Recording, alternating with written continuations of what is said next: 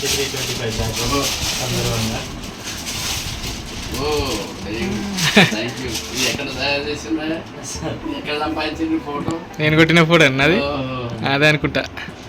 సెమినార్లు చదువు ఇప్పుడే చదువుకోవాలి. మాకు అవధాని గారు మేము ఎంఏలోకి పోయినప్పుడు ఒక మాట చెప్పేది, మీకు కూడా ఫస్ట్లో క్లాసులలో చెప్పిన మీకు జ్ఞాపకం ఉందో లేదో కానీ, ఎంఏ చదవటం అయిపోయింది అంటే మీకు ఏం వచ్చినట్టు అని ఆయన ఒకటి అడిగాను.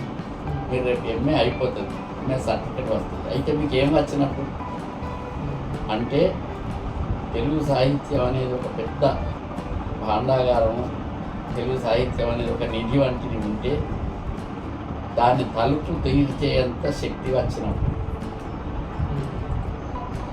సాహిత్యం నిధి ఉంటుంది కదా, దానికి తలుపు తీసేటువంటి అర్హత వచ్చింది, మీకు యోగ్యత వచ్చింది. అంతేగాని అందులో ఏమున్నదో అది మీకు తెలియదు. మీకు ఎంఏ చేయటం వల్ల మీకు వచ్చింది ఏంటంటే లోపలికి పోవటానికి అర్హత వచ్చింది, గేట్ పాస్ వచ్చింది. అంతేగాని లోపల ఏమున్నదో మీకు తెలియదు. అందుకని అసలు చదువు ఇప్పుడు చదవాలి. ఇప్పటిదాకా పరీక్షలకు చదివిన చదువు వేరది. పరీక్షలకు అందులో బుక్కులు పెడతాను, ఆ పేజీలు పెడతాను, ఈ పేజీలు పెడతాను, ఆ నోట్స్ పెడతాను, ఈ నోట్స్ పెడతాను, ఏదో అంతమందం అదో కష్టపడ్డది. అంతవరకు అంటే మన మైండ్ కూడా గంతే పని చేస్తుంది. ఈ పరీక్షలు వస్తుంది, ఇది రాయాలి, పరీక్షలు వస్తుంది, ఇది రాయాలి, గంతే పని చేస్తుంది. రాసింది అయిపోయింది. దాంతో మనకి ఏం రాలే. అది లోపలికి పోయినా అది జీర్ణమైంది కాదు, అది డైజెస్టెడ్ కాదు, అది వామిటింగ్. అది మట్టి అంతమంది చదువుకొని రాసింది వామిటింగ్ సిస్టమ్ అది. అంతేగాని మనకు డైజెస్ట్ కావాలి, జీర్ణం కావాలి. నేను హైదరాబాద్ పోగా కార్లో పోగా ఇప్పుడు ఉంటున్నారు తెలుగు పండితులు వచ్చింది కూడా హైదరాబాద్ కార్యక్రమం ఉంటుంది, వాళ్ళ కార్లో తీసుకుంటాను. వాళ్ళు పోగా సార్ రేపు నేను అక్కడ దాశరథి మీద మాట్లాడేది ఉన్నది ఏమన్నా చెప్పుకుంటాను. దాశరథి ఒక 20-30 పద్యాలు చెప్తున్నాను కార్లో పోగా.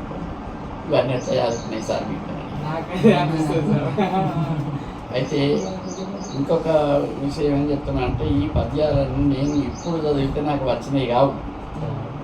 నేను డిగ్రీలో ఉన్నప్పుడు చదివినా, అప్పుడు నాకు బాగా నచ్చి అప్పుడు బాగా చదివినా, అప్పుడు నాకు నోటికి వచ్చినాయి, అట్లే ఉన్నాయి. అంటే మీరు ఇప్పుడు చదువుకునేటివి బాగా నిలిచిపోతాయి. ఇంకా ఏజ్ పెరిగినా కొద్ది చదివితే అవి మైండ్లోకి తొందరగా ఎక్కాయి. ఇప్పుడు చదువుకుంటే ఉంటాయి అవి మైండ్స్. తర్వాత వాటి మీద మనకు రుచి ఉంటుంది కదా, అది పోదు మనసులకి. అట్లా నేను కూడా దాన్ని అప్పుడు మంచిగా అంతా అవి చదువుతుంటే ఎంత ఆనందం అనిపించేదా. అందుకని ఇట్లా ఇది ఇట్లా ఈ పద్యం ఇట్లా చదువుతుంది. ఇవన్నీ ఎట్లుంటాయి సార్ మీకు? మేము ఎన్ని సార్లు చదివినా మాకు ఒక వాళ్ళు తెలుగు పండితులు టీచర్ మాకు ఏమో ఒకటి కూడా జ్ఞాపకం ఉంటలేదంటే మీకు దాని మీద పట్టి లేదు. మీరు పాఠం చెప్పుడు మెషిన్ పోయి చెప్పినట్టు చెప్పేస్తాను కానీ మనిషి పోయి చెప్పినట్టు చెప్పేస్తాను. రోబోట్లలాగా మీరు అడిగిపోయి ఈ పాఠం చెప్పాలి, పోవాలి, ఈ పాఠం చెప్పాలి, రావాలి, కానీ ఇక నాకున్న పాఠానికి ఏం సంబంధం అన్నట్టు అవుతుంది. అట్లా కావద్దు. నీకు పాఠం మీద రుచి ఉండాలి. మొదలు పాఠాన్ని నువ్వు ఎంజాయ్ చేయాలి, నువ్వు బాగా సంతోషపడాలి. అబ్బాయి ఇది ఇస్తుందా అనుకుంటే ఆ పాఠం నీ లోపల ఉంటుంది, నువ్వు అవతలికి చెప్తావు, అది నీ దగ్గర ఎప్పటికీ ఉంటుంది. ఇంకా అసలు పాఠం మీద మనసే లేకపోయా, మిషన్ చెప్పినట్టు అలా చెప్తున్నావు వస్తున్నావు అంతే. అట్లయితే ఏమొస్తుందా? రాదు. ఇక చదువుకున్నప్పటికే అందుకనే ఇప్పుడు చదవాలి. చదువుకుంటేనే ఇదివరకు చదివినవి కూడా మర్చిపోకుండా ఉంటారు. చదువుకుంటేనే కొత్త ఆలోచనలు వస్తాయి, చదువుకుంటేనే కొత్త అర్థాలు వస్తాయి, చదువుకుంటేనే కొత్త ఉత్సాహం వస్తుంది. సాహిత్యం అంటే చదువుతుంటే అంత రుచి పెరుగుతుంది మనకు. అనుభూతి చదివిన కొద్ది వస్తుంది. అది రాని వాళ్ళు ఏమనిపిస్తుంది అంటే పిసోళ్ళు అనుకుంటారు. ఏం రాలేదనుకోయి నువ్వు కాదు మా తోట వాళ్ళు ఎవరైనా ఉంటారు కదా, ఆయన ఒక పిసోడు పద్యాలు చదువుకొని సంబరపడతాడు అని అనుకుంటారు. వాళ్ళ దృష్టిలో మనం పిసోడు అని కావచ్చు. ఎవరో పిసవాళ్ళు అనుకుంటారు,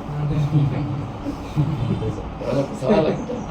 ఒక్కొక్కరికి ఒక్కొక్క పిస ఉంటుంది. ఎవరికి పైసలు సంపాదించే పిస ఉంటుంది, ఎవరికి ఇంకో పని చేసే పిస ఉంటుంది, ఎవరికి మందాగుడు పిస ఉంటుంది, ఎవరికి నీళ్ళు దాగుడు పిస ఉంటుంది, ఇంకొకరికి ఇంకో రకమైన పిస ఉంటుంది. ఎవరికి వారికే ఉంటుంది కదా. మంచి ఉండాలి.